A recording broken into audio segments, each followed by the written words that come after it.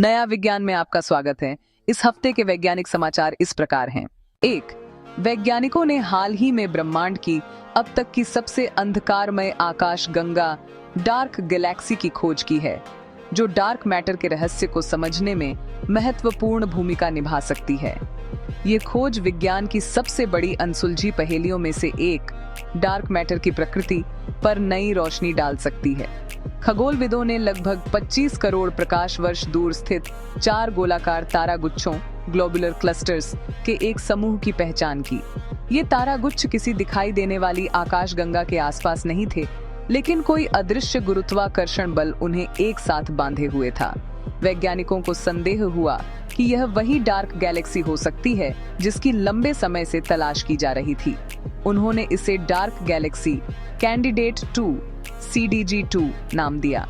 जब शोधकर्ताओं ने अधिक शक्तिशाली उपकरणों से इन तारागुच्छों का अध्ययन किया, तो उन्हें उनके बीच एक अत्यंत धुंधली चमक दिखाई दी। यह प्रकाश CDG2 के उस छोटे से हिस्से का था जो सामान्य पदार्थ विजिबल मैटर से बना है। वैज्ञानिकों का अनुमान है कि इस आकाशगंगा का लगभग 99.9% भाग डार्क मैटर से बना है, जबकि केवल लगभग 0.1% भाग ही दृश्यमान पदार्थ है। वैज्ञानिकों के अनुसार ब्रह्मांड में पहले डार्क मैटर एकत्रित होता है और बाद में सामान्य पदार्थ उसके गुरुत्वाकर्षण के प्रभाव में आकर तारों और आकाशगंगाओं का निर्माण करता है। सामान्य आकाशगंगाओं जैसे हमारी आकाशगंगा, मिल्की वे या एंड्रोमेडा में अत्यधिक प्रकाश होने के कारण डार्क मैटर के प्रभावों का अध्ययन करना कठिन होता है। लेकिन CDG2 जैसी लगभग पूरी तरह डार्क मैटर से बनी आकाशगंगाओं में डार्क मैटर के संकेत कहीं अधिक स्पष्ट दिखाई देते हैं। यह खोज डार्क मैटर की संरचना, व्यवहार और ब्रह्मांड के विकास में उसकी भूमिका को समझने की दिशा में एक महत्वपूर्ण कदम मानी जा रही है। 2. स्टीफन फिस्टर के नेतृत्व में एक शोध दल ने 19 तिलहन फसलों का अध्ययन किया। शोध दल के PhD छात्र शुनतियान वांग के अनुसार इनमें से 3 फसलें ताड़ यानी ऑयल पाल्म, सोयाबीन और नारियल जैव विविधता पर पड़ने वाले प्रभावों में विशेष रूप से बड़ी भूमिका निभाती है।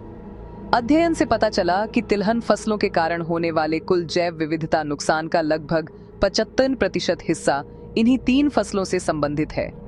ये निष्कर्ष प्रतिष्ठित वैज्ञानिक पत्रिका नेचर फूड में प्रकाशित हुए हैं। इन फसलों की बढ़ती मांग और इनके उत्पादन के लिए भूमि उपयोग में होने वाले बदलाव कई क्षेत्रों में प्राकृतिक आवासों के विनाश और प्रजातियों की विविधता में कमी का कारण बन रहे हैं। यह अध्ययन इस बात पर प्रकाश डालता है कि खाद्य और उपभोक्ता वस्तुओं की बढ़ती वैश्विक मांग पृथ्वी की जैव विविधता पर कितना गहरा प्रभाव डाल रही है। 3. वियना प्रौद्योगिकी विश्वविद्यालय के वैज्ञानिकों ने पहली बार यह दिखाया है कि एक बड़े आकार के पदार्थ में क्वांटम उलझाव यानी क्वांटम एंटेंगलमेंट को सीधे मापा जा सकता है।